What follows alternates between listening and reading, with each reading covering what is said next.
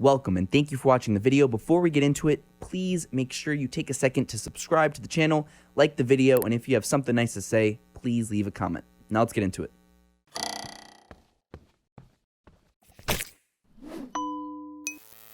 And we're live. I'm here with Hurricane Shane Burgos. I'm very excited to have you on, sir. We've been talking about this one for I don't even know. 3, 4, 5 months. No, way longer, man. It was back in like November, after my November fight. Yeah. Jesus Christ. But, you know, we finally made it happen, so I'm happy to have you in studio. I'm happy to be here. Thank you for having me. So I told you a few seconds ago, or a couple minutes ago, I like to start my episodes with a little tidbit, a little story about my guests, perhaps that the world doesn't already know about you, or just something that's meaningful that you want the people to know. Yeah, you had me think about that for a little bit, and I always forget about it, but then I always get reminded. I had scoliosis surgery. I had scoliosis when I was younger. I had it for years, obviously, because it's one of those things that, for those of you that don't know, scoliosis is the curvature of your spine. So as I hit a growth spurt, my spine started to curve, and it kind of made like a question mark shape. So from the time, I think it was, from 9th grade to like 10th grade, it went from like a 24-degree curve to a 49-degree curve. Wow. So it really started to bend. You can actually notice it if you look some pictures. If you really focus on my back and see it, that it sticks out a little bit on the right side. So there was no other option. I basically had to get surgery to correct it, or just live with it, and it was just going to get worse. I was going to keep curling over, and that would have caused a shit ton of problems down the line. So my mom decided it was the best idea. I agreed with her, which sucked though, because I just started training. I started training in 9th grade. I got surgery in 10th grade. Wow. And the doctor told me, he's like, you're going to have to stop doing that. And I was like, oh, you got to be kidding me, man. I was like, there's no way. I was like, I was devastated, because when I started training, it was one of those things where I was like, it was like love at first sight for me. Like I was watching UFC and I was like, this is fucking awesome. Once I started training it, I was like, dude, I love this. And I never had that feeling before. So to have that feeling in like 9th grade, 14, 15 years old, and then the doctor telling me you're not gonna be able to do it anymore because you're gonna have a back surgery, I was devastated. So then I got the back surgery, went from a 49-degree curve to a 10-degree curve. Now I got 2 metal rods in my back. I got a bunch of screws going down. So I got the surgery, and that first week was probably one of the worst weeks physically I've ever felt in my life. Were you in the hospital? Yeah, I was in the hospital. Yeah, I was in the hospital for like 5-6 days. I didn't eat I had no appetite at all. I had a bite of bread the entire time I was there, and some ice chips. I had no appetite. Ice chips. Yeah, and if you know me, like I'm a huge foodie. Like I love food. I had zero appetite. It was disgusting. I weighed about 120 pounds. Wow. I was 5'11", 120 pounds. Yeah, like skin and bones, man. Did not feel good. Was it painful when you had scoliosis? Was it painful? No, it didn't hurt me, but it was gonna get worse. Okay. So it was one of those things. You had to. Yeah, it was. You don't have to. They can't make you do anything, but it's like, dude, by the time you're 20, you're gonna be in some trouble. Like it was only gonna get worse. And you can't predict when it's gonna stop. You know what I mean? You don't know when you're gonna stop growing. You're in 10th grade. So I got the surgery, and that first week was just, like I said, it was hell, man. I felt paralyzed. I woke up. I remember waking up from the surgery. Like they put me to sleep, count down from 10. I wake up and I look around, and the room is pitch black. I'm terrified. I knock back out right away. Then I wake up, my mom's there, my godmother's there, and I knock back out. Then I wake up and the room's pitch black, and this went on. It felt like forever. I kept just passing out, then waking up and people being there, and people not being there. And I remember I would be so scared for like 2 seconds and just knock back out. Then finally I woke up and it was over, and I was in the recovery room in the bed, and I couldn't move. Like it felt like I was paralyzed. It was terrifying. It hurt to move. It was not comfortable at all. They had to teach me how to walk again while I was in there. And so you're how old at that point? I was 16. I just turned 16. It was like 5 days after my birthday. Wow. Yeah. And then they told you that you weren't going to be able to fight ever again. Yeah, before I got the surgery, they told me that. And I was just like, I'm very hard-headed and very stubborn. So I was devastated when I heard that, but I was like, I'm not going to focus too much on that, because I don't really give a fuck about rules. Like I usually do what I want anyways. So anyways, fast forward, I got out the hospital again. My mom had to fucking give me, like I was wearing a bathing suit. My mom had to give me a bath, like a sponge bath. I couldn't bathe myself, dude. It was like the lowest feeling ever. Wow. It was terrible. 16 years old, my mom giving me a bath. I'm sitting on a chair in a bathtub. My mom's like, scrub me. I'm like, this is embarrassing. And were you in school at the time? Yeah, I was homeschooled I got the surgery March 26th, I think it was. And I was homeschooled, planned on being homeschooled for the rest of the year. I actually went back to school because I was tired of the homeschool. I missed my friends. I missed being social. But so 2 weeks later, I started walking around a little bit better. 3 weeks later, I was giving myself showers now. I was like, all right, there we go. That's good. I was able to move around.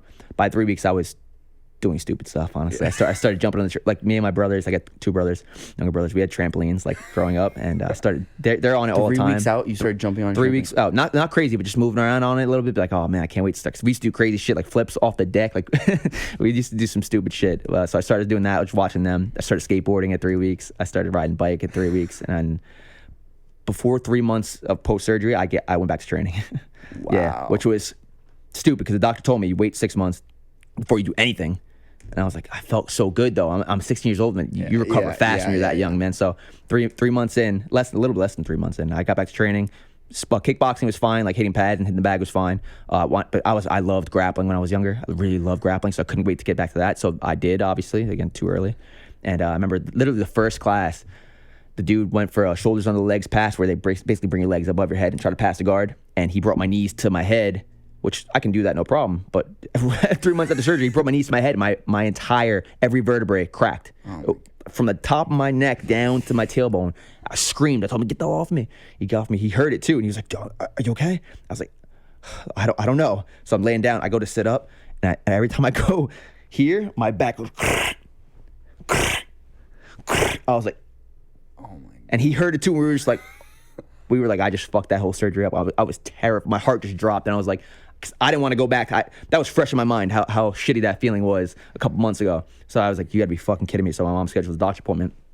We go to the doctor, and he was just so disappointed in me.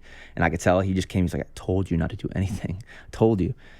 He's like, your spine moved. It's the rods aren't fused yet. It moved. We might have to go in and do another surgery.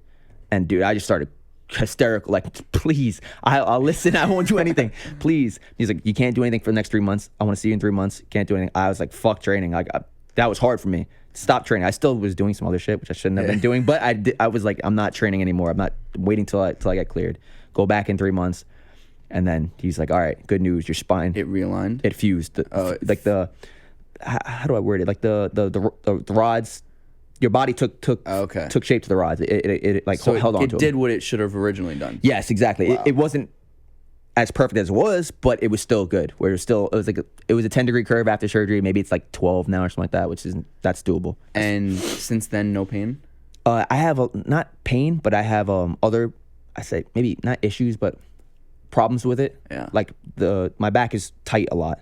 But that's just from me training so much, and my lower back isn't fused. The fusion is from like mid back to the top, so the lower back overcompensates for the rest of it a lot. So I can't do like too much hill sprints or stuff like that. My back really starts to get tired. Before I train, I do a warm up, an extensive warm up, activate the glutes, do all that, and I've been doing that since I was 25. And usually guys that are 25, they're like, I'll just get on the mat and train. Dude, I have to warm up. I do my warm ups. I take that shit so seriously. I take all the recovery stuff so much seriously now because I never want to go back to that. Yeah, never. And you're not at risk of ever having to go back to that unless it gets really bad. I mean, yeah, no, wow, never have to get them taken out or anything like that. Nothing like that. And you've been pretty injury free, kind of. Yeah, I've only had fight wise, I've only had one injury. I'd say I broke my orbital actually. Right. That was the only that sucked too, obviously, but that was the only injury I really had. And coming off your last fight, you're pretty unscathed. Yeah, man, I've been back to training. Yep. Wow. Yeah. How many days after? I landed back on Sunday night. Monday I took off just to hang out with my daughter. Tuesday I was back training. I was running around just training. And no nothing broken, nothing. Nothing broken. No, I got nose Just X-rays. Got scratches exactly. and Scratches, like bumps and bruises, nothing. Wow. That's the best feeling after a fight, to have nothing wrong with you. So I mean, I was gonna get into it eventually, but now that you're back, kind of training, what's the timetable looking like for you on when you hope to get back in there? I want to get back in soon, man. I feel like I won that last fight. I really thought I won those first 2 rounds. Yeah. Third round, yeah, definitely his, but thought I won the first 2, so it sucks. It's a feeling. It's an empty feeling. Like usually when you're done with the fight, most of my fights I've won, so it's like a good feeling. You're on a high, but this one it's like I lost and I feel like I won, but I didn't win. Like it's an L at the end of the day. It is what it is. I can't do anything to change it. I'm not gonna sit here and complain about it, but it just feels really empty. Like I want that back. So you went to round 3. I thought you were up 2-0. I think it was at least 1-1. I thought probably 2-0. And then the third round was definitely his. Did you feel? What are your coaches telling you? They thought you were. They Up, thought I was up 2-0. They thought you were up 2-0. And they're brutally honest with me. I'm like, I need that too. They'll tell me if I won the round, lost the round. They thought I was up 2-0 too. And in that fight, I mean, that was. I mean, a lot of people are calling it fight of the year. One of the fights of the year. It was a fun one. What was going on in your mind when, I mean, he was throwing everything in the kitchen sink? Yeah. I think what was also interesting was, I mean, I think he just had surgery yesterday even. I saw a couple days ago, yeah. His leg buckled early. Yeah, I saw that. Did you notice that right when it happened? Yep, I did, yeah. And for you at that point, I mean, and then I know you kind of start picking off at it. Yeah. And what's that like for a fighter when you see your opponent get injured a little bit? Is the mindset, okay, let me go after that? It definitely is, but he did a good job checking the kicks actually after. So I kind of abandoned that a little bit, and I got into much of a brawl style where I was like, he's throwing big shots, let me throw some big shots back at him, which I should have just stuck to my game plan, just kept fucking kicking. I should have just did that. So, but hindsight's 20/20, obviously. And what was your original game plan going into that fight? It was to pick him apart, keep him on the outside, use my jab, similar to the Cub Swanson fight. Yeah. Just a little bit more volume and pressure, but yeah, he did it. He did a good job, though, man. Hats off to him. And now, I mean, you're 6-2 in the UFC. A lot of people, love watching you fight. You're one of the best in the world. Oh, thank you. Where do you feel like is what's next? Are there people on your radar? I just saw the rankings came out today. Yes. They pushed me back to 14 after that loss, which was I thought I saw 12. They came out today and pushed me back up to 12. Oh, okay. Yeah. So as of today, I'm back to 12, which is I'll take that because they bumped me back to like 14, 15 you were right like after the 8 fight. or 7 before. No, it was 10 and he was 8. Oh, okay. So losing to the 8 guy, I don't understand how that pushed me back all the way, but who knows about these rankings? Dude, I don't know. It's fucking annoying. So I'm 12 now, so I want to fight the guys that are ahead of me, obviously. And I like those exciting matchups. So like the Emmett fight, I was super stoked for that fight because I knew that like everybody knew that was the fight on the card that was going to be exciting. It was going to live to the hype. And I said it going into the fight, like you could run this fight 100 times. Not one of those times will it ever be boring. Yeah. I love fights like that. Yeah, I get up for a fight. Doesn't matter if the guy's boring or exciting, but that fight I was super fucking excited for that fight. Right. So I want guys like that. And is there any particular name you've been thinking about? I thought Jeremy Stevens. That'd be a fun one too. Yeah, that'd be a fun one. But he's a name brand. 100%. Yeah, he's got a good name. I'm 12, so I got to look. I didn't look at the guys that are ahead of me, but I know they're having trouble with like Zabit, Yair, Zombie, Ortega, batching those guys up. I don't think any of them would fight me because they want to fight obviously each other. So I understand that. But Emmett took the fight with me. I respect that. Like going backwards, like nobody wants to fight going back. I get that. That's what the rankings kind of muddy the waters. Like everybody wants to fight going forward, but you can't always fight going forward. So it kind of fucks you up. Now, would you ever go up? Weight class? Yeah. Maybe like we were talking about before, Jimmy is fighting. Right. He's fighting at 45 tomorrow night, but he's fighting a 35 at 45.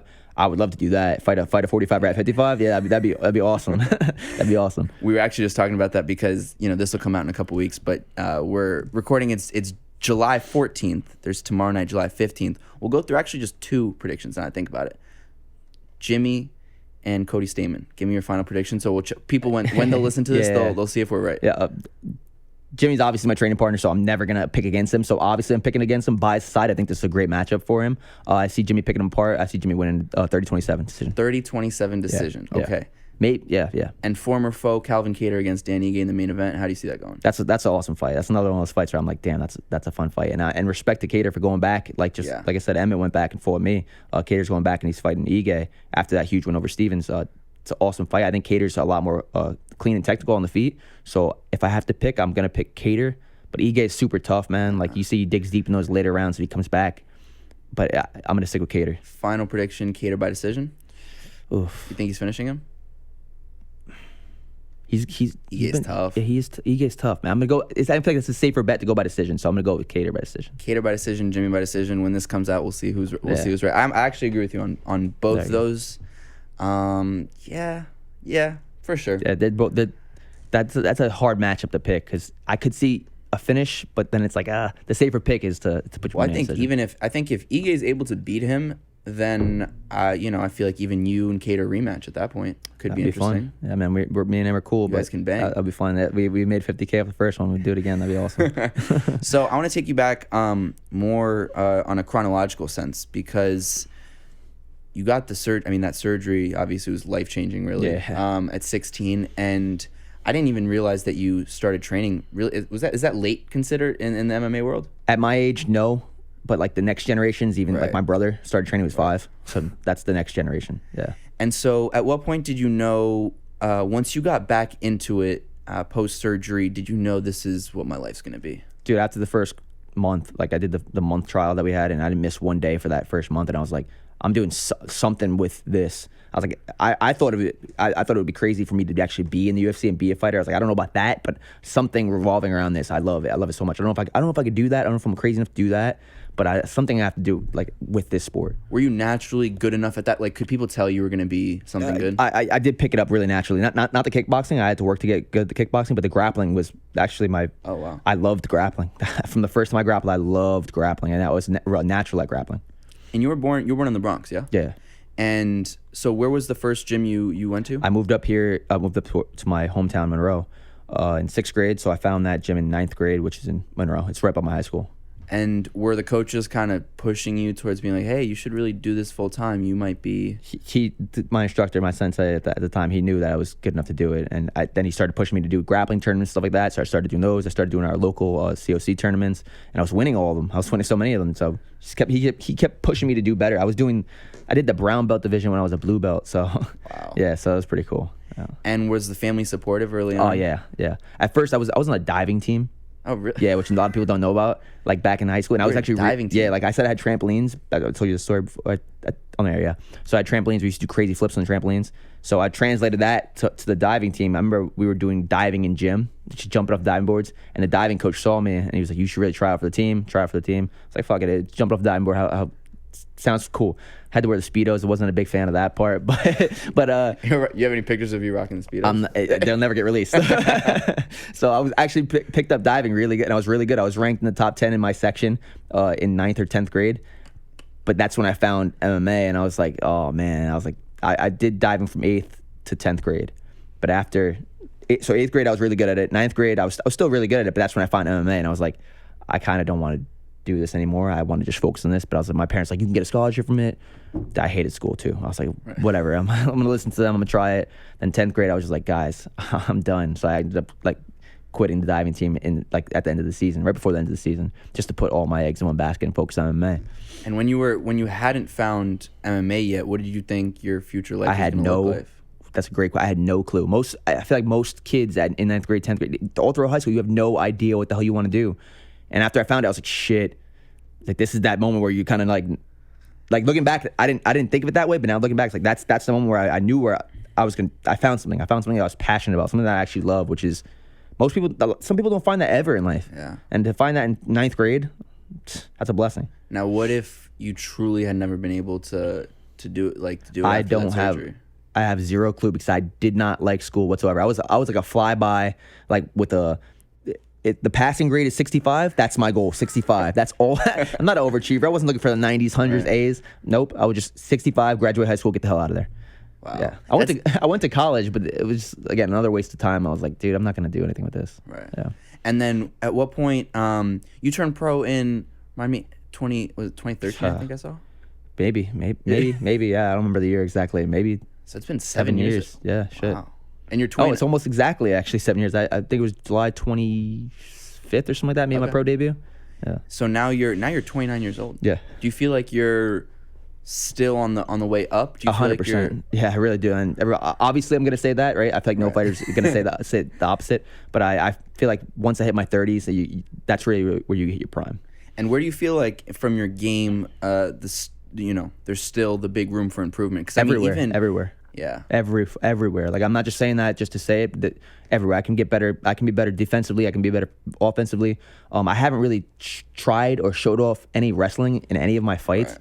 Like, I think I have 100% takedown accuracy in my fights in UFC. Yeah, because I went for one takedown and I got it. Like my debut. Yeah. Other than that, I haven't gone for any. And I'm like, I can wrestle. I can grapple. Like I train with a bunch of beast wrestlers and beast grapplers. Like, I just don't show it off. It's not as fun anymore. Like, once you kind of fall in love with the knockout. I remember I used to fucking take everybody out. As an amateur, if you look at my record, it has a bunch of submissions because I used to just take everybody down and try to submit them. Remember, I tried to take this one guy down. He was the toughest guy I fought as an amateur to that date, and he stuffed my takedown. I was like, oh shit. I was like, nobody's ever stuffed my takedown. I was like, what am I gonna do? I was like, I gotta stand and bang. And I started beating him on the feet, and I was like, oh shit. And there's a picture of me smiling, and I was like, this is actually really fun. That fight ended up being a no contest. I kneed him in the balls by accident. Then we rematched again. like a month later, and I ended up TKOing him on the feet. I was like, fuck the grappling. I was like, we were having fun. I'm going back to that. And I TKO'd him on the feet. And ever since then, I was like, oh, dude, it's a lot more. Like, you submit somebody, it's cool. But when you knock somebody out, you stop them with your hands, that's a different feeling. Do you feel like you've fallen in love with your hands? Yeah, that definitely. That's what I'm saying. Like, that's why I feel like it's almost you've fallen too much in love with them? Exactly what I'm saying. That's why I'm trying. I haven't sparred since my fight. I'm trying to stay away from that part a little bit. Just give myself a mental break. You don't want to get hit in the face right after you just had a war. But so that's just giving me time. All I've been doing is wrestling and grappling for the last month. Now I have actually a quick question back to that fight. When when he knocked you down, were you had your wits about you? Yeah. You were fully. Yeah, I'll be 100% honest. I've only been dropped 4 times ever, and I've never been dropped in training. It was the one so Cater. So the Cater fight, he dropped me, right? And that one was, out of the 4, that one was the one where I was like, that one, my equilibrium was really off on that one. Okay. Yeah, I remember just my balance being completely off. So that one, I was really, equilibrium was shot at that point. I was like, fuck, you gotta be kidding me. It was a weird feeling. You really can't control your body. Like, get the fuck up. I can't. Like it was just weird. Then the Holloway fight, I just loaded up on a big left hook. He clipped me, and I remember on the way down, I was like, fuck, you gotta be kidding me. That was so dumb. What were you doing? So you were still 100% fine there. You subbed him right there. Yeah, exactly, because he thought I was way more hurt. But then the Emmett fight, the same thing. Both those knockdowns. On my way down, I'm smiling. There's a picture of me like smiling, like throwing him off. I was like, yeah. How hard does he? I mean, people are saying he's the hardest hitter. How hard does he hit? Pretty hard. It's a hard thing. It's a hard question to ask. Yeah, he hits hard. Yeah, like, I mean, comparatively to I mean, you train with some monsters. Yeah, exactly. And it's completely different because it's a fight. It's a small glove on it. In training, I'm not getting hit like that. So it's a really, really weird question to answer. I don't even know how to answer it. Yeah, he hits hard. That's all I can say. Hits hard. And for you, I mean, personally from a fight fan's perspective, watching a guy like you is always so entertaining. I mean, seeing a guy with unlimited cardio. And we haven't even seen you in a 5-round fight. No.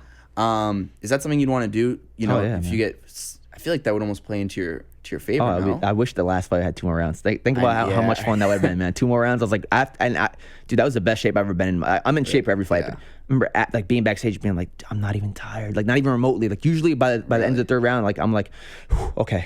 Like a little break, but this one I was like, dude, I'm ready to go. 2 more, that would have been fucking awesome. And how do you mentally kind of deal with feeling like a fight went your way, you didn't get the judge's nod, and it's just an empty feeling. I don't know. It's the only thing I can think of to mentally fix it is just to get back in there and get another win. That's the only thing I can think of. Have you rewatched the fight? I haven't. I haven't even watched it yet. You plan on doing it? I do plan on it, but I only have 2 losses. After I lost the first one, I didn't watch it for like 3 months.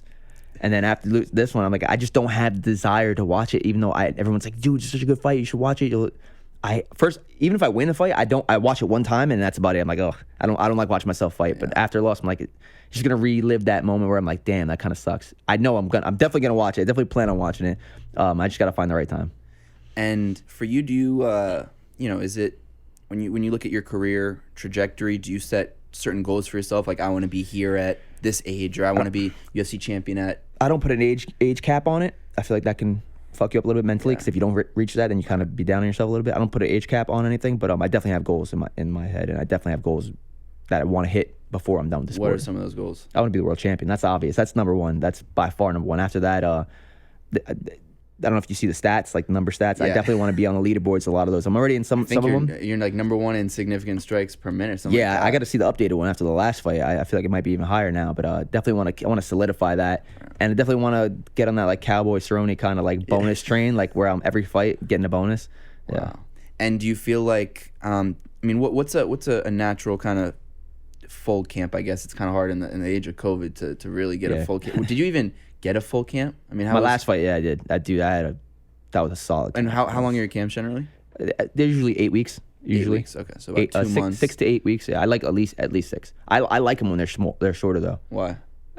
Mental. It's a mental clarity. When you have, it's freaking May 1st and you're fighting July 1st. You have like, shit, man. I'm not fighting until the summer. It's so far away. I got to go through all these motions. I got to worry about this weight cut now. But then if you're fighting July 1st and you find out on June 1st.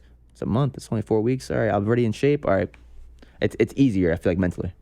And it's draining. What's your? Do you do a lot of sparring? I mean, does it spar twice a week? You spar twice a week. Yeah, that's. I feel like that's more than most. No, I have no clue what most do, but No, actually, I do. Do know some other teams, local teams that do sparring twice a week. When did you come to Tiger Schulman's? I've only been in there. You've only been there. Yeah, that's the first gym I found. Yeah, Oh, it was wow. their regular one. It was a smaller one, but we train at their headquarters, which all the best guys from each school come there and train. Yeah. And yeah, who is it? It's you. Because I've had Lyman and I are very close. In the UFC, it's me, Mike Trezano, Lyman, Julio, and Jimmy. Yeah. And it's just you five. You five. Yeah, us five in the UFC. Yeah. And you guys all. Do you guys all? I mean, you could probably fight with all of them, right? I'm in a good size where I can train with like. Finally, I can train with Lyman. I feel like you can kind of train. Finally, I can. He's a big motherfucker. He still is, especially off camp. He's fucking solid, but I can actually do something against him. Before I just felt like a little kid against him. I was like, damn, man. But Trezano and Julio are my weight class, and then Jimmy's one weight class below me, so works out. And what's it been like through the whole, Corona age to kind of train together? And I mean, Lyman was the first UFC fighter to come out about testing positive, and that must have been weird for you guys because you guys didn't test positive. I didn't, and I was. Lyman tested positive back in, what was that, April, maybe beginning of April. We went, me and him and a bunch of us went to UFC PI back in March, the beginning of March. And as soon as we got back, actually, we landed. My cousin's wife actually got really sick, and she was nervous that she had it. And this is back when it wasn't that big, so we were like, "You don't have it, relax." She was puking though. She looked really sick. And looking back, she had all the symptoms of having it. Stayed in the same room as me, and that I didn't get anything. Got back from Vegas, and Lyman was fine. Couple of days go by, he's fine. Then 2 weeks go by, and he's like, "I'm not going to go train. I just want to make sure I'm not sick." But like a couple days before that, I was training with him. I was all like, we were grappling, wrestling, sparring, and he turned out to have it. I'm like, that's the weirdest thing ever. I didn't get it, and I'm like, dude, I was grappling with him, I'm breathing each other's air, like, and not only that, my strength and conditioning coach got it too, and I didn't get it. So I don't know if we got it when we were in Vegas, because about 2 weeks later is when they both showed symptoms and had to back out. But so I don't know. It's weird how I didn't get it. And I mean, have you guys all been? Do you guys now when you're trained, do you guys get tested before? I mean, how do you? For training, no. We're just like, dude, if you we have a doctor actually that can do. He'd actually test most of us. He has a take home at home test. Okay. So he tested all of us for antibodies and for if it'll tell you if you have the antibodies, if you have it now, or like basically if you ever had it. So he's done that to all of us, and the ones that have the antibodies, obviously you're safe. The ones that don't, it's like you might get it, you could get it, but if you feel sick, stay the fuck home. We make that clear. And I mean, we were kind of talking about this off air. You were a free agent for a little bit. You were just kind of testing the waters, and obviously you signed with the UFC. What do you feel like the UFC kind of MMA landscape is going to look like in this age of Corona with no fans? I mean, what was that like for you? No fans, fighting with no fans, especially in a banger of a fight. Really? I wish I had a crowd because I feel like it would have been even more fun looking back. But during, didn't affect me even in the slightest. Could you hear the guys talking? Oh yeah, heard everything. Heard everything his corner said. I heard everything my corner said. I could hear sometimes the commentators and stuff like that. I was like, that was pretty weird in the moment for a second. But while you're actually throwing punches and kicks, you're not thinking about that shit. But what was I gonna say? I lost my train of thought. Is it weird listening to the commentators? Because there's been a couple of instances where fighters like talking right back to them. Who was there? It was Anik. It was Dominic Cruz, Anik, and Michael Bisping. Yeah. Oh wow, that's good. Yeah, it was a solid lineup. Did you hear? Is there one thing that you heard that kind of stuck with you at all? No, not at all. Like I can't remember shit now that I'm on the spot, but in the moment I remember hearing all of them though. Now I'm curious because, again I've had basically kind of all your teammates at this point. The whole roster, the whole gang. But I think it's always interesting whenever I have a fighter on. And this is what I tell people who don't watch fighting. They from the outside looking in, they think, oh, they're brutes or these animals that need to get their anger off. But quite frankly, you guys are like some of the nicest athletes there are and the most peaceful guys. How do you, is there a weird switch in you when you're fighting? Definitely is a switch. There really is. And that's like a cliche. There's a switch that goes off and I'm a different person. But is it mad? Like, are you angry? No, not at all. I'm not angry. I'm not angry, but I don't view fighting as a sport really when I'm in there. Really? Even the rounds, like I thought I was up 2-0 going into the third, and I was pushing the pace in the third because I'm thinking how I think of it is once the referee says go, I gotta kill him. Not literally kill him, but I have to put him out. I have to make him want to quit. I have to stop him. Doesn't matter if I'm up 1, 2, or 3 rounds. It doesn't matter. Every time the referee says go, because I look at it three separate fights. Get the first fight, the second fight, and the third fight. If it makes it that far, to take him out, not just win, to take him out. Yeah, that's how I look at it though. And I mean, I know when Lyman came on, he was telling me the way that he got into MMA was because his childhood and all that. for you, I mean, was there growing up, were you kind of a happy child? Was there any anger that led you to get into MMA? I mean, I know a lot of these guys, they get into it as an outlet. Was it not at all, bro? Like not at all. Happy-go-lucky? You're Yeah, just like, I saw it in 8th grade on TV. I started watching Ultimate Fighter in 7th grade actually, and then 8th grade, the Ultimate Fighter came out. Part 2 came out, and I was just like, this is fucking awesome, man. This is so cool. I just thought it was super entertaining. I'm not a sports guy. I don't watch football. I don't watch basketball. I don't watch baseball. I don't watch any sports. I watched boxing, and I was really into boxing when I was younger too. Then I saw that, and I was like, this is even crazier than boxing. I was like, you can slam dudes and knock them out and win. I was like, this is wild. Started watching that, and then 9th grade, I actually got to train it. And once I started training, I was like, I love watching it, but shit, I love doing it even more. Like, it's fun. I really do love it. I don't have any other hobbies outside of this either. Like, like usually guys are like looking forward to once the fight is done, they'll go to do this, go do that. Like, my hobbies are like going back to training. I after a fight, one of my favorite things to do is go food shopping with my daughter. I love doing that because let's go pick the snacks at daddy. What's the big number one snack after a fight? My mom makes me this thing. It's called chocolate lasagna. I've explained this like a million times. Lasagna. Yeah, it sounds disgusting, but it's not lasagna at all. It's like different layers of like chocolate pudding, Oreo dessert, like another. Yeah, that thing is like crack. You'll keep eating it until you put on 3-4 pounds when you're eating it. More than that. You'll keep eating it until you put it down for a second. You're like, oh shit, I'm sick. Like I ate way too much. Yeah. So that's probably the go-to. But like I said, my hobbies are like going food shopping with my daughter, and then like going back to lifting heavy weights and like training again. I really love training. Like nothing else I do. Wow. We're just taking a quick break. I want to run a couple ads for my sponsors.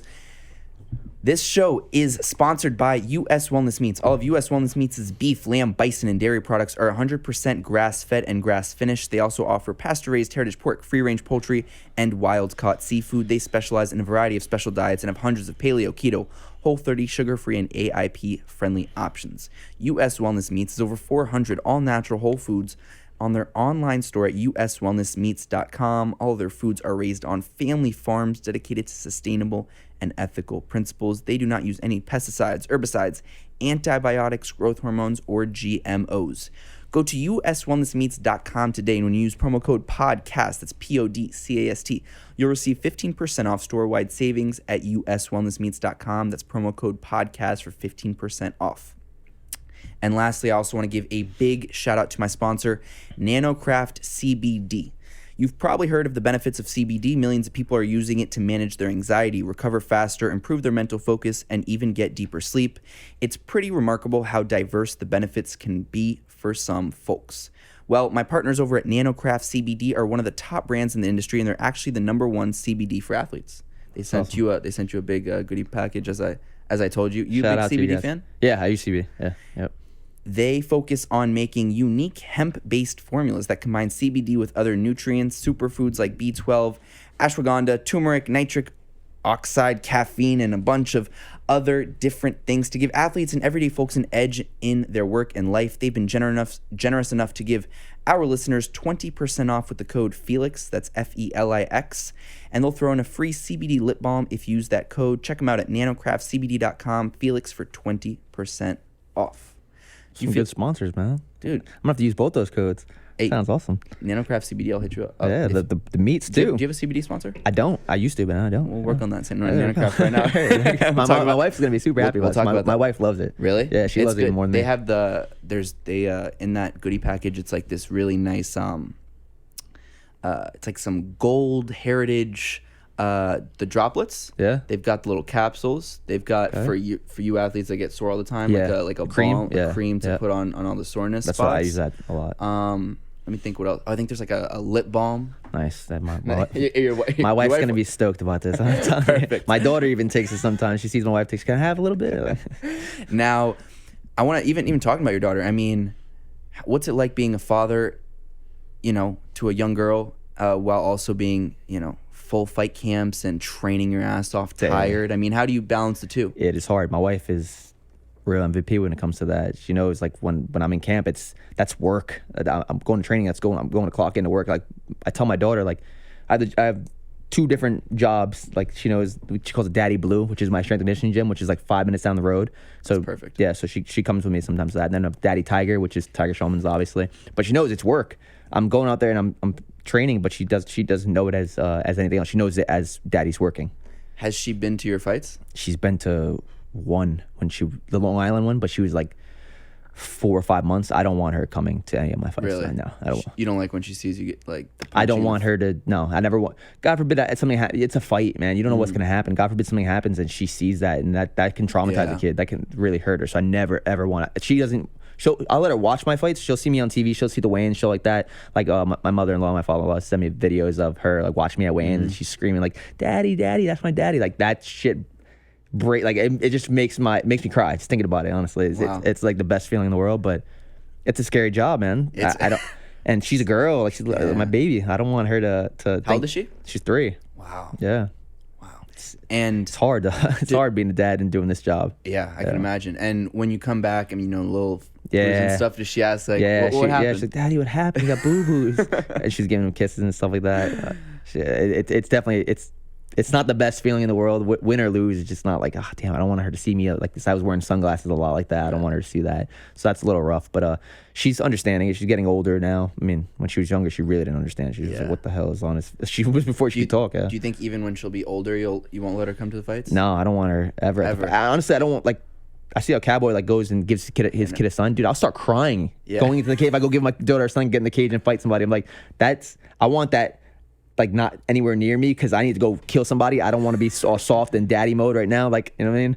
So it's, I don't want, I FaceTime her on the day of and I'm just, even that, I'm like, I start to tear up and stuff like that. I'm like, oh, I can't wait to just be home and be over this shit. Do you think about her before you kind of make the walk or like extra motivation? I really try to keep her out of my mind because I will get emotional. I'll just start thinking about her. I'm like, okay, I got to keep that. I'm going to focus on the fight. Just knock this dude out, kill this dude. What's it like? I mean, really... I mean, talk a little bit about that mentality of, I got to go out there and kill this dude. But when you're making the walkout, knowing you're going to get locked in a cage with another grown man who's trying to take your head off too. I mean, it's a weird, when you break it down to like the basics, cage fighting is it's a weird fucking sport. It's gladiator. It's modern day gladiator. I was literally just going to say that. Modern day gladiator. I mean, do you get nervous? I don't. There's a couple fights that I have gotten nervous for, but most of the times I don't really get that nervous. In this last fight, I got even less nervous than usual, which I was like, it might have been because of the atmosphere with the COVID shit going on, that it was just... It was lack of crowd too? That, and I had my locker room wasn't a locker room. I had the entire Apex gym. Me and Lyman, we were the only ones there. So we had the entire gym. I had a treadmill, I had a mat, I had a boxing ring, I had heavy bags. Like I had the entire place to myself. So I was doing like laps to warm up and stuff. It was really enjoyable, but it felt like I was gonna go spar. It didn't feel like I was gonna go fight. I was like, dude, wake the fuck up! Like, come on! Like, and then as soon as I started made the walk, I was like, all right, here it is. Now I feel it. Now I'm ready. What was the whole experience? Going with Lime. I mean, it must have been nice to go with your teammate. Yeah. Who's also become, I imagine, one of your really close friends. Yeah. You guys traveled alone to Vegas together? Yep. Me and him went to Vegas together. People stop? Do they know? Like sometimes. Yeah. They see the UFC. You guys have UFC bags? No, I don't care. I don't wear anything. But have on the flight? Did they stop you? Yeah, it's a couple times at the airport. Just for pictures and stuff. I don't mind, but I don't want to go out there looking like I'm a UFC fighter. Stay away from that. Yeah. And I mean, what was there like a much different feel of fight week? Dude, it was Corona. It was probably my favorite fight week ever. Oh, really? Yeah, it really was. Nothing. It was just super smooth, and there was nothing to do really, which was kind of nice because I have a lot of friends and a lot of family, and a lot of times when they come out to these fights, like they're like when I'm in Ottawa or I'm in New York City, like they're with me for a lot of those days, and they're going out and doing stuff, and I'm like, damn, I kind of want to go do that. I'm like, dude, gotta slap some sense to myself. Like, you're here to work. I'm not here to fight. This is not vacation. So it was nice. It was just me, Lyman, and my cousin. My cousin was a big help for this fight too. So just the three of us. And we just did things just together. It was really nothing else to do. We did a couple things like besides training, obviously, because we still had some weight to cut. We went like to the Red Rock Canyons, and we saw some of the stuff out there. But other than that, we just kept shooting. You ever go shooting with Lyman? No, I haven't. He loves that shit. Yeah, no, he does. Yeah, I don't want to make me look bad. I can't shoot. I think he's. I'm gonna ask Lyman next time. I think he's training to be an assassin. He's like the most interesting man in the world. He is the most interesting. I love that guy. He is. And this is something that actually, he's so I don't even know how to describe it. He's like soft spoken, I guess. Yeah. And he's like the biggest teddy bear almost. Yeah. He's got such a nice heart. But he's got a flip of a switch too, man. I would pay all the money in the world to never be locked in a cage. I with agree. That man. I've been there. I'm like, damn, fuck this. Like, I don't want to be here. And he's actually trained me and my best friend a couple times. And just when you're next to him and he's like showing you how to kick. I remember he showed me on my thigh how to kick, and I think he was probably going about 2%. And I sort of got just to feel his leg dig into your bone. I mean, like, he's 100% muscle. Imagine if he was going full force, right? Like, fuck. When you guys sparred, I mean, I don't spar him that much because he is a lot bigger than me, but I have sparred him a lot of times, and I'm like, let me just go with somebody else. Like, come on, bro, he's too big. No, what was it like? You were co-main, so he was on the main card. 2 fights before me. What's it like? I mean, there's weird statistics actually that show like when your teammate either wins or loses, it could have different effects on you. Is it hard because you're rooting for him and you're kind of invested? Are you watching the fight? Are you trying to zone out when you're? He fought 2 fights before me, so that's prime time for me to start warming up. Right. So while he was fighting, the first 2 rounds, I didn't watch it all. I was warming up. I watched the last round. That's basically it. So I didn't really get to judge it. He almost finished him too. Yeah, so I saw that. I saw that part of the 3rd round. So that was the best part of the fight for us. So I had to keep reminding myself because it's not the first time I fought with teammates. That's you guys at the Garden. It was the Garden before that. I fought in Long Island with Lyman and Jimmy. Done it a bunch of times, but usually I'm first. A lot of times, those times I was first. This time the last couple of times have been last, which definitely makes it a lot. I mean, they're thrusting you into bigger spots. Yeah, which is definitely good. I'm happy about that, but it just makes it like I just want to focus, and I'm like, this is one of my good friends that won the win. I don't want to lose. And if he does lose, it's like I'm kind of bummed out, and I got to like slap myself back into reality and be like, dude, you got a job to do. So it makes it a little bit difficult, but there's a trade-off because fight week you get that camaraderie and you have that somebody there going through it with you, and then you got that weight cut, somebody going through it with you, somebody struggling with you. So it's like a give and a take. And talk about your weight cut. I mean, I have no idea how you make 145. Really, I mean, you're a big guy. No, what do you walk around at? Heavy. Yeah, you don't tell me. Well, like 175. You walk out 175. Yeah. Jesus Christ. Yeah. But do you periodically? I mean, yes. That's why I said I It's got to be you're not cutting 30 pounds in a week. No, I can't take a short notice fight like that. I'll take a short notice fight and fight at 55, but I can't take a short notice fight and make 45 in a couple weeks. Like it would be stupid for me to do that. I mean, it wouldn't even be healthy for me to do that. I wouldn't do it. On fight week, if you want to say how much do you cut around? Actually, I do it so methodically that I don't cut that much in fight week. Like I gradually the weight comes off so nicely. I think more fighters need to do that. Yeah, when I say 175, people are like, holy shit, how do you make 135? I don't cut one from 175. Dude, I went to the sauna my last fight at 155. So I had 9 pounds to cut. Wow. Yeah. And that's how many days before fight? The day before the fight. Okay. Day before the fight, I only 9 pounds to cut, which is some people got 20 pounds to cut, 15 pounds to cut. Will you explain for the listeners that aren't familiar with the MMA stuff how weight cutting works? Because I think it's super interesting. It's such a weird scientific how you do it, at least. I think for me, I count my macros. That's like a whole nother topic. Like that, we can go deep on that. Count your macronutrients, basically your carbs, your protein, your fats, and then your calories too. And then it's a really you can literally have a podcast about counting macros. Right. So I do that, and that gets my weight off gradually and slowly, but keeps my muscle on, because you don't want to lose muscle. You want to lose your fat. And how far out are you starting to count what you're eating? As soon as I found out about the fight, I found out about the fight on a little bit over a month's notice. So I had maybe 40 days around there to cut the weight. So again, I was about 175. I got from 175 down to 154, 155 and a half, 154 and a half, 155, right before I went into the sauna. So then it was a 9 pound weight cut. And again, for those of you who don't know, 9 pounds might sound like a lot to go into a sauna and cut. It might sound like a lot. It was probably one of the smoothest weight cuts I had. And not only that, most guys are cutting well over 10 pounds. Wow. Do you have a particularly bad weight cutting story? I don't have a bad weight cutting story. I have a bbad rehydration story. Oh. After that's even worse. Like my first MSG fight, I hadn't fought in 9 months, and I was like, fuck. This is against who? Kurt Halibo. Oh, Kurt Halibo. Okay. Dude, and so after I made the weight, me and Julio were walking around in the city, and we were getting stuff for after weigh-ins. We're like, what are we gonna eat after weigh-ins? It's like, dude, I love M&Ms after weigh-ins. So we go to the M&M world in the city, and the prices were insane. We were like, screw this, let's go to CVS across the street and get some M&Ms. So this is on like Wednesday, weight cuts on Friday. So we go to CVS across the street, and Julio found it. He was like, dude, it's like the big 3 pound bag for like $5. I was like, screw it, I'll get this one, you get that one, we'll mix them. So I get the big 3 pound bag of freaking M&Ms. I make the weight, and I'm just picking on the M&Ms. Before the day is done, I look down, I'm like, dude, I ate a whole 3 pound bag of M&Ms. Stupidest thing ever, dude.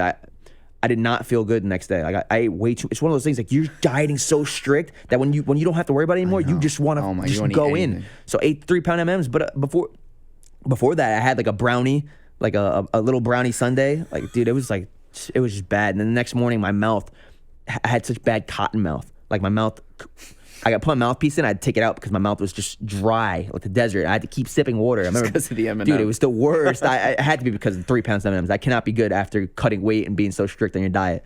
So being backstage, I remember like I was freaking out a little bit. I was a little nervous because I was like, I had to keep drinking water. I wasn't thirsty, but I just needed to keep wetting my mouth. I was like, dude, what is going on? This is driving me nuts. I remember backstage, the guy's music plays. He goes out there and I'm like, give me some more water. Give me some more water. I'm just slushing it in my mouth. I'm spitting it out.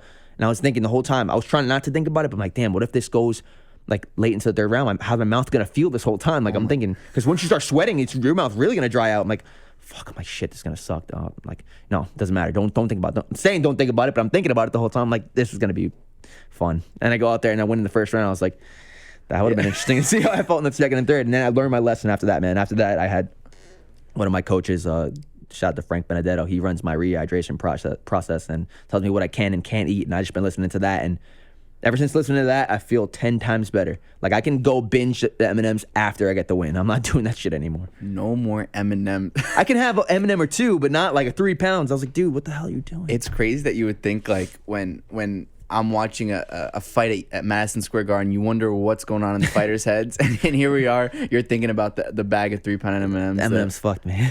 Wow. Yeah. And what do you usually walk into the cage at? Every fight is different. 165-ish to 170. So you put on 25 pounds. Yeah. I think that's always the most impressive thing is how it must be weird though, right? Do you feel your body getting back bigger? You definitely do. It feels you feel alive again because after you're cutting weight, you do not feel good. Nobody feels good on weighing day unless you're not cutting weight. Like you can see it in everybody's eyes; they're sunken in. You just don't feel good. After you make the weight, it happens slowly, but towards the end of the day, you're like, oh shit, I'm normal again. Like I feel back to normal. Wow. It's one of those things like you cutting weight every time you stand up, your vision goes like dark, and I mean it's not fun. Now, do you feel like eventually at the we talked about perhaps moving up, but do you feel like you're eventually bound to move up? Or yeah. I think so. Yeah, I think even if the COVID shit doesn't happen, I think I will go to 55 eventually. But I haven't missed 145. I haven't had a bad weight cut making 145, so I'm gonna keep rocking with 145. If that ever happens, then we'll address that at that time. But I'm making 45 right now. Is 135 ever possible? Never. I used to fight at 35 when I was an amateur. I mean, if you're saying you have no problems Aldo, I don't know what's going. I'm a lot bigger than Aldo. Yeah, I'm a lot bigger than he's 5'7". I'm 5'11". Yeah, true. I'm a lot bigger. I used to fight at 35 back into an amateur, but I only weighed 140 walking around. I don't weigh 140 anymore. Yeah, I put on a lot of size since I was 19 years old. And you were saying your brother's also training to become a professional fighter.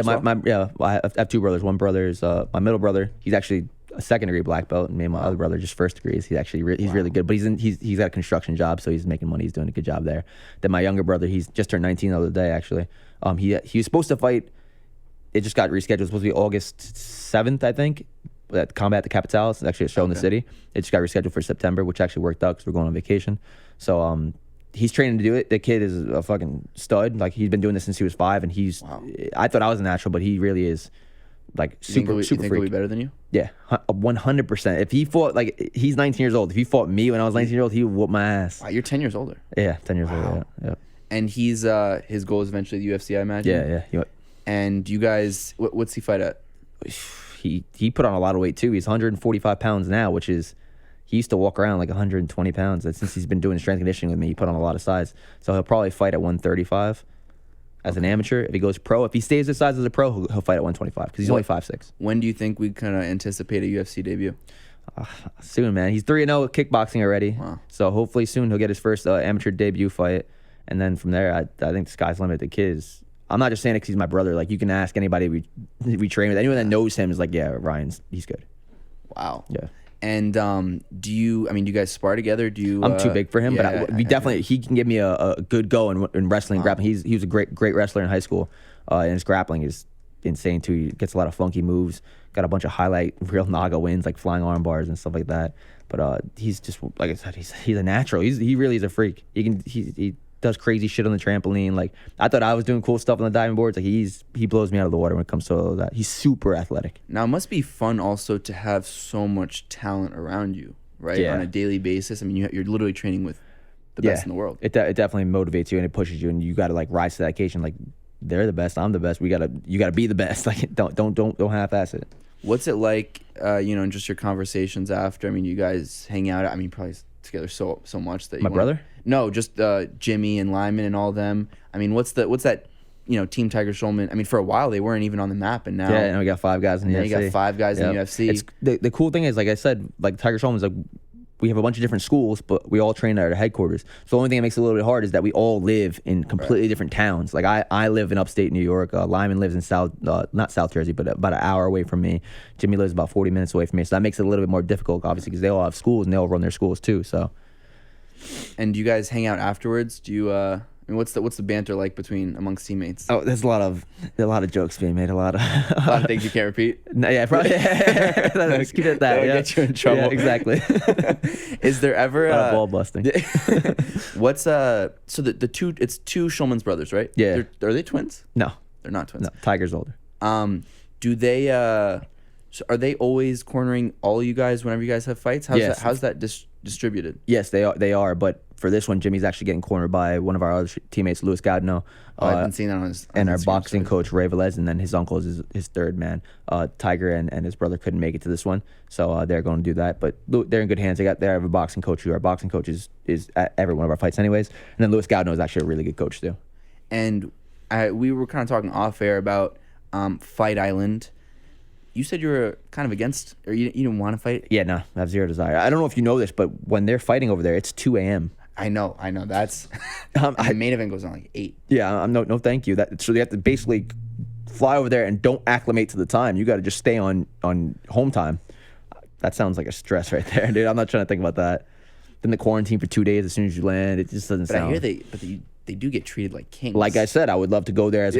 I told Jimmy, I was like, dude, if you need somebody else to corner you, I'll go. Trust me, I'll go. If I don't have to worry about weight cutting and any of that, like, sign me up. But I mean, you said you wanted to get back in there relatively soon. I think what's the next Apex event? I think the 15th. I think they're back in August. DC. I think it's late. I think it's a little too. Stipe. Yeah, that card's basically done, so I think it's a little too late for that. So I'm looking at like September, early October. So whatever next Apex card you want to be on. Basically. Not whatever next one, because I think the next one is the beginning of August, and that's obviously a little too soon. I'm going on vacation in a couple weeks, but I like September, October. And what if they offer you a crazy fight on Fight Island? Then I'll take it. Yeah, I'll take it. Yeah. I'm not gonna. Beggars can't be choosers, so I'm not gonna be here. I want a big fight, and the Fight Island. No, never mind. What's it like? Also, and you and I were talking about this as well. When you were testing free agency, obviously the UFC is where any of the top fighters in the world want to be, but especially in this time where they're really the only organization putting on events. What's it been like, just being part of the UFC and seeing all these things? And I mean, you have the inside scoop as well. I mean, you work with, everyone that's inside. What's that been like as a... It's been great. It's been a super well-oiled machine, like super smooth. Like, props to all the UFC staff. They're phenomenal. Like, I have a relationship with most of the guys that you don't see a lot of these people, but great people that work for the UFC, phenomenal people that help make the show a smooth production. But it makes me proud to be part. Like, I'm happy because I got an offer from another organization for a lot of money, and I turned it down to stay with the UFC. In hindsight's 2020. Again, I'm happy I made that decision because look, they're the only promotion putting on. They're the only sport going on right now. There's no sports going on right now. So I get a sense of pride. Like, I made the right choice, and look where I'm at. Yeah. And for you, I mean, you said you have no other real hobbies. You're an addict of MMA. You also started your own podcast. I have been slacking on it though. You've been slacking on it? I've been slacking on it though. Yeah. Why? It's because it's hard, man. It is hard. It's hard. You do it. Yeah. But no, I mean, it's what part of it is hard for you? At the time, I got to set the time aside. Especially you. I mean, you have a different life than I do. I got to set the time aside not only for me but for everyone that helps produce the podcast, because I can't do the video editing like your guy can do it, and I can't do any of that stuff. So I need to make sure my friend has time off to do that. Then I have to make sure myself has time off for training. Then I have to make sure my coach has time off, and my other cousin who helps with it. So it's hard just finding the time for all 4 of us to come together and get on it. And plug it for people. What do you? I mean, for the episodes that have been out, what do you guys kind of cover on it? Everything. I talked about my fight at MSG. I talked about some of my hobbies, like sorry, I don't have any other hobbies. Some of my interests, because the only thing I'm interested really besides fighting is food and tattoos. Yeah. So I talked about that a lot. Yeah. Then a bunch of other stuff. Yeah, it's fun. It's a fun listen. How many are you? You're tatted. You have it on your back? No, I have one right on my shoulder, but I got my arm, my leg, got one of my ribs. Anything else coming soon? Yeah. Yeah, I'm about to finish the back of my leg. This leg piece is not done, man. So I got the whole back hamstring. I mean, people can't see, but there's like a face. I got a gladiator on the inside of my calf. I got a gladiator with the helmet, shield. Got a bear on my thigh. Got an eagle on here, and then I got to add to the back of the hamstring and my foot after that. What are the inspirations for the designs? I love tattoos. Really? And like we said, it's modern day gladiator shit what we do. So I was like, the gladiator theme goes together with it. Do you? I mean, what? Shout out to Sergio Bang. He's actually in Brooklyn. Oh, really? One of my tattoo artists. Yeah. Where at in Brooklyn? Williamsburg. All right. Yeah. Plug to him. Yeah. Shout out to him. Go phenomenal. Go to his Brooklyn, Instagram. go to him. Yep. Seriously. And I was gonna ask you. There was one thing that was right on the tip of my tongue. Oh, with your podcast. I think you're one of the only. I think there are a couple other fighters that have podcasts that I can think of. I think Brian Keller has one. Yeah. I'm not sure. Is that something that you you want to continue doing? Yeah, I think definitely. I think it's going to be a really successful podcast when I'm done fighting, especially because then I have all my time just to put my. I'm a eggs in all in one basket kind of guy where I if I have a fight coming up, I don't want to think about anything else. It's just train for the fight. That's it. That's the only thing I want to do. I don't want to think about anything else. I don't want to do anything else. I just want to train, focus on the fight. So now that I have a little time off, it's like I have time off, but I'm still going to the gym every day. I still count that as work. I got to stay ready. I live by the word stay ready. Do you ever take days off? Yeah, I take days off. I do it very smart that I take my days off. I usually take a day off before sparring, but it's very strategic the way I plan my days off. I don't know if you've ever heard of this thing, the Whoop. What is the Whoop? Oh, isn't that your whole team? Like, yeah, we all have them. Yeah, because I always see all your teammates kind of challenging each other. Yeah, we kind of compete with it too. It basically tells you everything. I can show you. It's pretty cool. And it tells you like if you're overworking yourself. Yes. Yes. So I just keep the app running today all day. So I'm at 77% recovery for the day, which is great. It means I can have a hard day. So right before I came here, actually, I killed a workout. Okay. For the day, my strain is 15.5 out of 21. So I've already had a pretty hard day, and it tells you today is more strenuous than 78% of all days across the group. I mean, they should be paying me for this. Yeah, I'm getting a lot of Whoop. Sponsor him and give him 50 grand while you're at it. So it tracks my sleep, tells you how much sleep you got. I got 84% out of my 100. Obviously, you want to hit 100, but it's hard to hit. Is that 9? What's that? 859. That's how much sleep is needed. That's how much sleep I had, and then it tells you how much time in bed. It tells you how much you moved around in bed. Jesus. Dude, it's crazy. And then if you go to this, it tells you like what your whole team has been doing. Like you can see who's on top right now. You can see who's on top. You know Munch? I don't know Munch. Manshare Kara. He's a really good jiu-jitsu guy. I don't know. He's on our team. He's an amateur fighter, but he's a phenomenal jiu-jitsu guy. But yeah, he's on top right now. He's at 17.2. But it's cool. It tells you how many calories you burn. And you're second? No, I'm not second. I'm third. Yeah, so I got to get home after this and get back on the treadmill. But then it tells you your resting heart rate. It tells you all this crazy stuff, man. Where's the rest of the gang? Lyman and where are they at? Lyman's Whoop hasn't been working, so he hasn't been using it. Oh, he doesn't. No, but I can tell you about Julio's on here. Trezano's on here. Julio working hard? Julio's working hard today, they say. Yeah, he's working hard today. Do you know when he's going to get back? I don't know, but I know he's going to 35 next. When I talked to him, I think that's his best weight class. No? Because he can make 35. I completely agree. Yeah, if you look at... Because he's a small 45er, and I feel like now the guys are just... I mean, when I see... Now that I've had all you guys in studio, it's like... You can see us. You can see... Yeah, you know, types, Julio's definitely smaller, but I think he's so talented and so technical. He is. He really is. I don't know if you've ever seen him in the gym, dude. He's at 35... He's really going to be a problem. He really is going to be a problem. Yeah. Because he'll be a big 35. He has really long arms. I don't know if you've noticed how long. And he just had surgery on his arm. So that's why he was out for a little bit. But dude, he's fucking good. Do you have any idea when he's going to be back? I think he said the beginning of next year. Because this COVID thing, he hasn't been training. He hasn't been training with us. I haven't seen him. I haven't seen him since like March. And his surgery and everything. Yeah, exactly. Damn. And for you, I mean, you talk about a little bit about life after fighting. I don't know if you've given it thoughts. What do you see life like then? I love commentating. I love talking about fighting. I love talking about the UFC. So I definitely want to dabble in that, get my hands in that. I've done a commentating show for a commentating gig for an amateur show, but definitely want to move up to some pro shows and get my feet wet in that. Do you think like a UFC I would love Bisping to. and Cruz and all that. I mean, dude, if they need somebody to fill in, please. They have to basically study fights, study who's fighting on the card, and then talk about it. Not to downplay it, saying it's easy, because I don't think it's easy at all. It is real work, but I love that. Like that's exactly what I do, man. Watch fights and talk about them. That sounds awesome. And again, I'm not trying to downplay it. No, I know it's not easy, but I think that would be a passion. Especially, I mean, John Anik's now become a good buddy of mine too. He's phenomenal. I think he's my favorite commentator. I think he's my favorite commentator in sports. And I'm also biased. I love the guy, but he's I mean, the guy is so professional. I mean, you talk about researching. I mean, that guy researches like a motherfucker. But yeah, I think that could be, I mean, how old do you want to?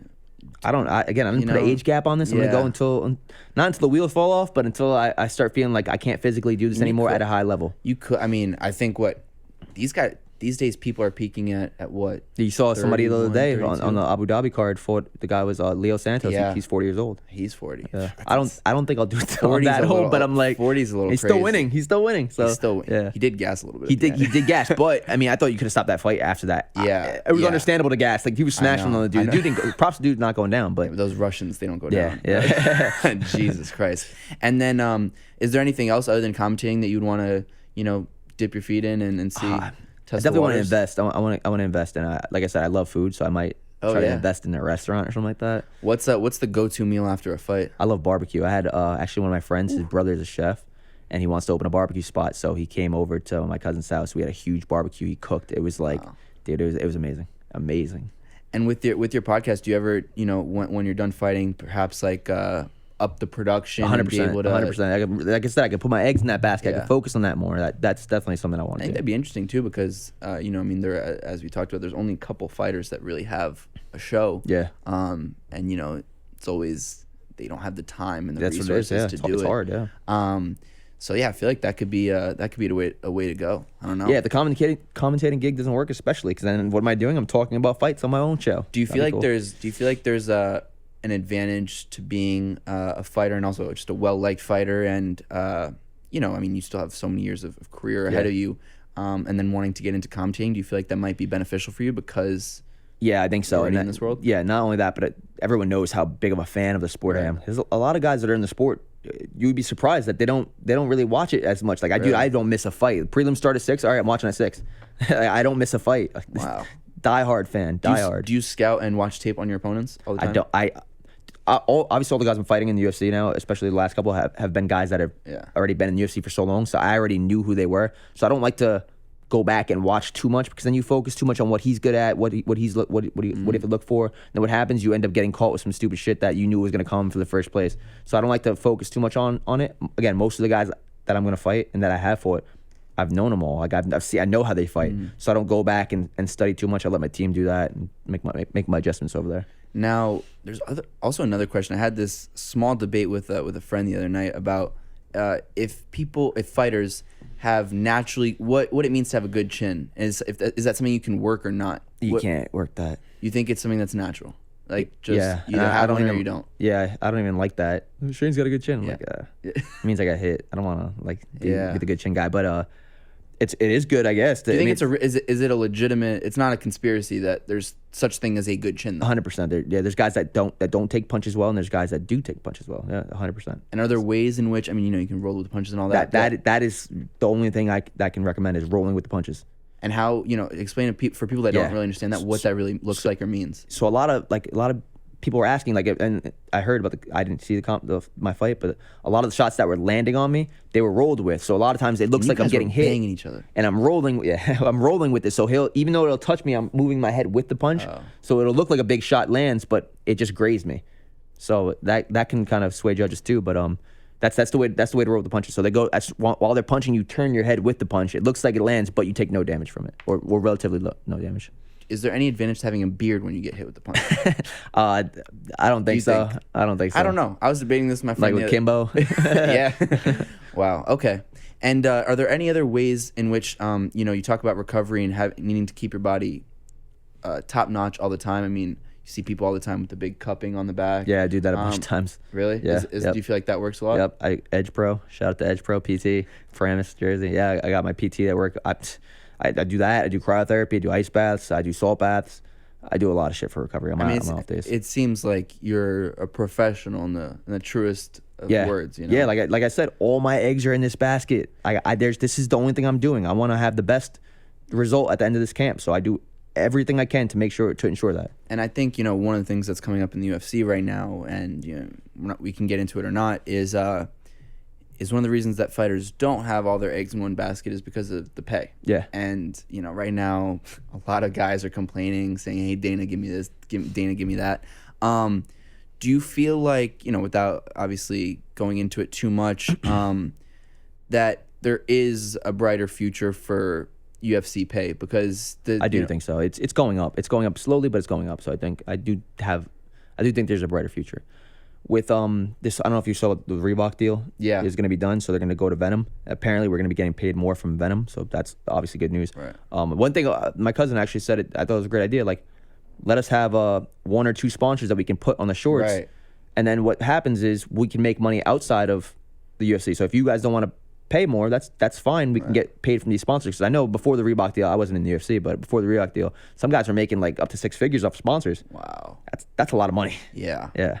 Wow. Yeah, no, I feel like I think for me what's sad is that the 300th best NFL player probably gets paid 15 times what the 300th best UFC fighter gets paid, Yeah. I mean, at this point, we could say the NFL is still bigger, but UFC is really, right now it's it's the only sport going on. Yeah, the last card had 1.3 million buys, right? Pay-per-view buys. Yeah. I mean, that's insane. That's insane. That is insane.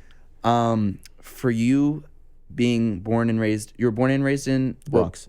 In the Bronx, and then you went to Monroe later so I on. moved there when I was out of the Bronx when I was 12. What was it like fighting at Madison Square Garden the first time?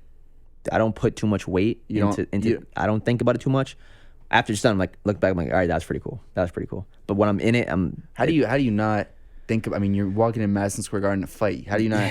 I don't know. It's weird. I kind of just out of sight, out of mind. It's a cage. Focus on the cage. But it's cool because I used to be into WWF, WWE when I was little, and my dad took me to Madison Square Garden a bunch of times because I said I didn't watch sports really. I wasn't a big sports guy. I liked boxing, and I knew a bunch of boxers fought there, which is awesome. And then I watched WWF, WWE when I was little, so that was cool to go back through there and be actually the part of the show. And now you fought there twice. Yeah, twice. Yeah. Dude, almost all my fights have been in New York. Is that something you look forward to do to try to keep it local? Yeah, it saves me money. Yeah. So yeah, and your whole family. And then exactly, save my family money, my friends' money. Yeah, for sure. I got a big crowd that comes out to every fight, no matter where it is. So. Do you feel like that's more pressure on you? The more pressure, the better. Really? Yeah, I swear to God. Yeah. Why? I just like it that way. I don't know. Your back's against the wall. You got no other option. You got to go out there and you got to perform. You got to pull the trigger. I really like the pressure. Yeah. Do you feel like, one day I'm sure we'll see you in a title fight? Do you feel like you'll feel do you think it'll feel different? No. Do you think about the prospects of you being UFC champion one day? Of course. What does that feel like? What is that? It gets you in the gym. Yeah, exactly. It gets you on that whoop. Yeah, thing. yeah. They got to sponsor you. We've shout out to them 6 times. They have to, yeah. But yeah, man, that gets my blood pumping. Who do you think, man? Well, there's so many people that I don't know. Yes, this is what bias aside. This is the hottest division, I think. Yeah, it's red hot. Look at the top 15. It's insane. The top 10 is stacked. The top 15 is stacked. The top honestly, 15. If there was a 20, the top 20, the guys right outside of the top 15 are fucking good. Really good. But I think what's interesting also about the fight game in general is that you could have people like say right now you're 12th, whatever that means, right? But I think if you match yourself up with some of those top 2 or 3, there was someone who I was looking at earlier today. Who was it? I don't know if Frankie's at 135. Frankie's going to 135, but he's still ranked in the top 15. I think you put you against Frankie. I think that's a good matchup for you. I think guys. He's got Pedro, and he's going to 35 though. Yeah, he's going to 35. But even what I was thinking, a fight like you and Zabit. That'd be a fun fight. People want to say that Zabit gasses. Let's put him against a cardio machine like you. Then matchups make fights, really. Yeah, styles make fights. Yeah, and styles make fights, and that's what I meant. And I just think that there's so many different. For you, it's probably like any of them are going to be fun. It's going to be good, man. Like I said, yeah, I want to fight the guys that are ahead of me, and all the guys that are ahead of me are fun fights. How many more times do you want to fight this year? You think? At least one, at the very least one. 2 would be awesome, but it would have to be maybe late December. I would assume. So I don't want to fight around Christmas because I don't want to ever take that away from my daughter. Right. So I don't want to fight cause I see they do some fight weeks on Christmas week where it's you go to Vegas on Christmas Day and then I can't miss Christmas with my daughter. And I think there's also the other side that I've seen, you see on like social media and stuff is the wives of fighters. I mean, they're probably the backbone to your family. I mean, take care of everyone when you're gone. I mean, what's that? Talk about, because people don't really see that. The behind the scenes. Yeah, my wife should have a podcast or something, because it's hard, man. Right. Because, dude, when I'm cutting weight and I'm cranky and like, you don't mean to be a dick, but sometimes you're a little bit of a dick, and it's like she's taking care of the household and she's taking care of the kid, and dad's tired, and I love my wife so much. She does so much for me. She really does help so much, and I appreciate her so much. She does. How long have you guys been married? I've been married for 5 years in September. September. Yeah. Did you guys meet through anything MMA related? Or? Yeah, I was her instructor. Oh, really? Yeah. Is she still? I knew her. She doesn't train. I mean, the schools have been closed down, so but I was holding pads with her at home and stuff like that. But I met her when she was.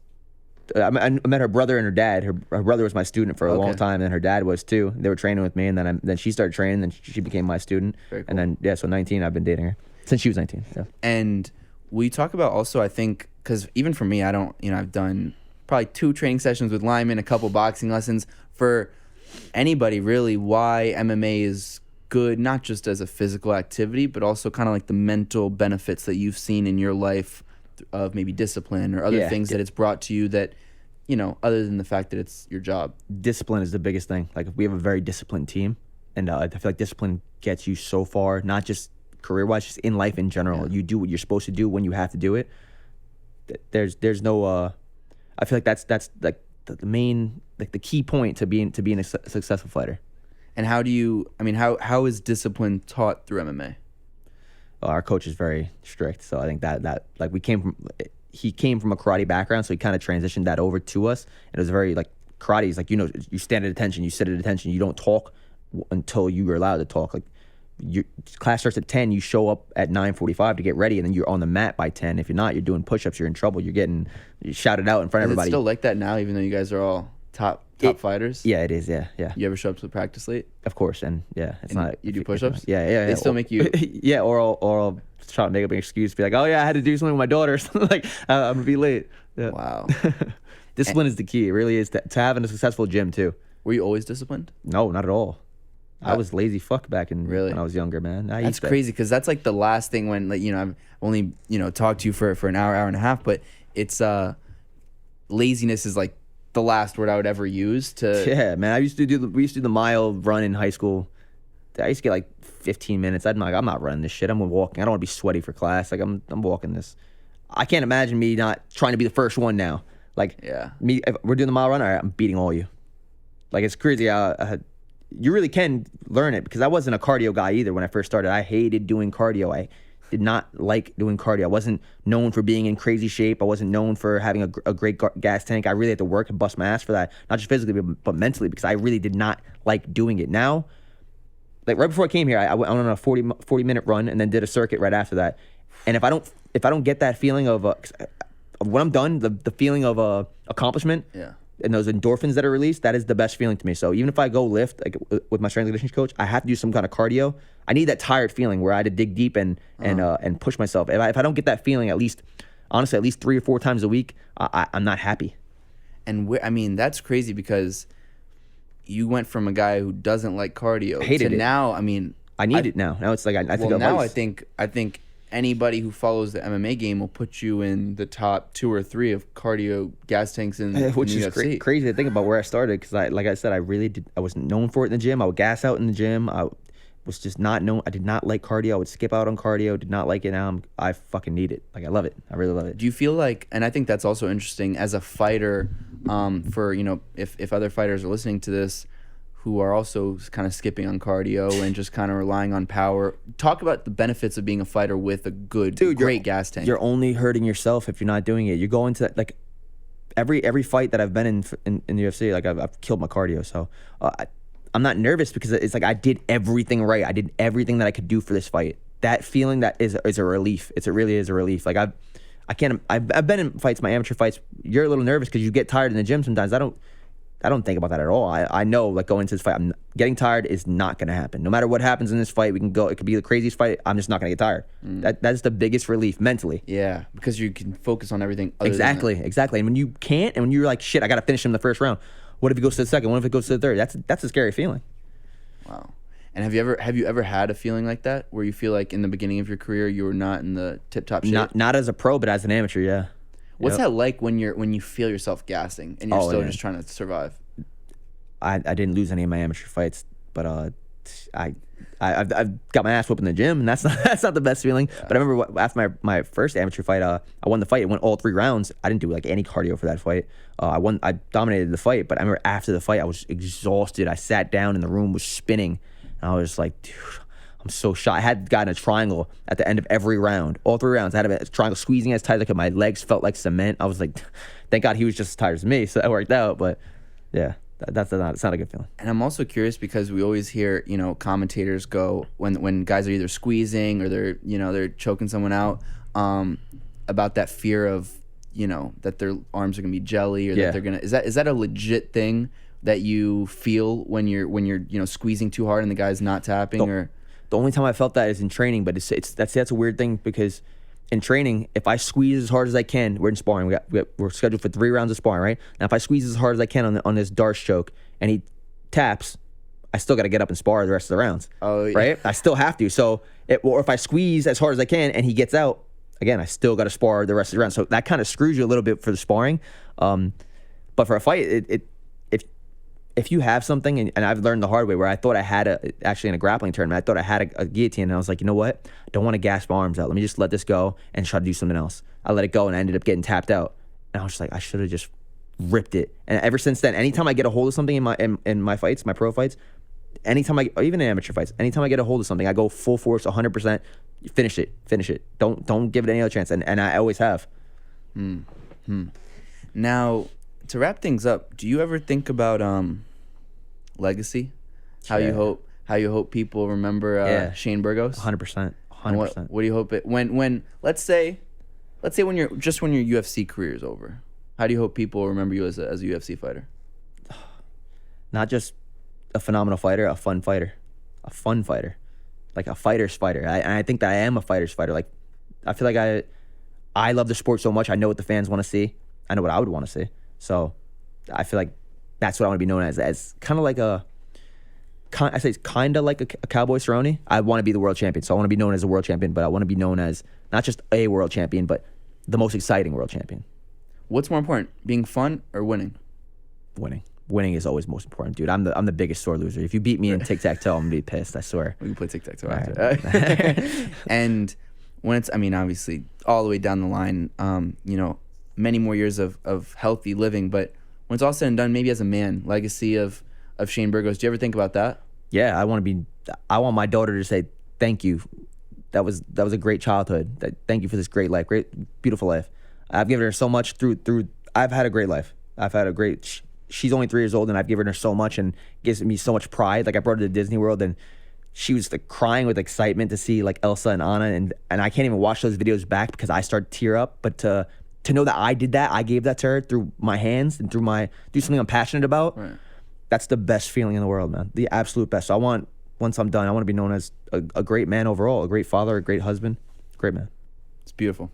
Thank you. You can find Hurricane Shane on Instagram at Hurricane Shane, Twitter at Hurricane Shane B. Yep. The Weather the Storm podcast is available on Instagram and on YouTube too. On YouTube. Yeah, YouTube. Yep. At YouTube and Instagram. They have an Instagram page, but it's on YouTube. And can they listen? Anywhere? YouTube. Oh, just YouTube. Just YouTube. I think we have the first 3 episodes on iTunes podcast. Okay. Yeah. So go follow and check that out. Thank you, Shane. It was an absolute pleasure to have you on my Good show. Times, man. Thank you. You're always welcome back. And that